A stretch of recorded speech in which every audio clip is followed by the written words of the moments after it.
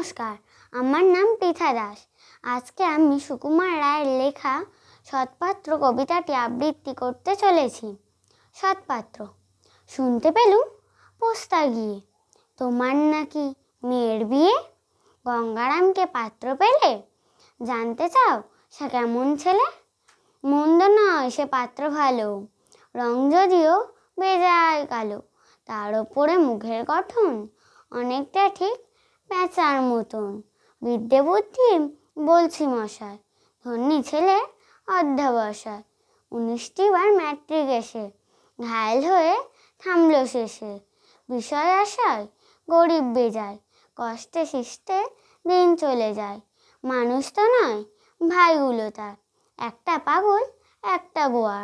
আরেকটি সে তৈরি ছেলে, জাল করে নোট গেছেন জেলে।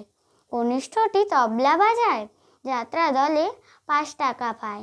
গঙ্গারাম তো কেবল ভোগে পিলের জ্বর আর পাণ্ডুরোগে। কিন্তু তারা উচ্চ ঘর, কংসরাজের বংশধর। শ্যামলাহেরি বন্যগ্রামের, কি যেন হয় গঙ্গারামের। যা হোক, এবার পাত্র পেলে, এমন কি আর মন্দ ছেলে। নমস্কার।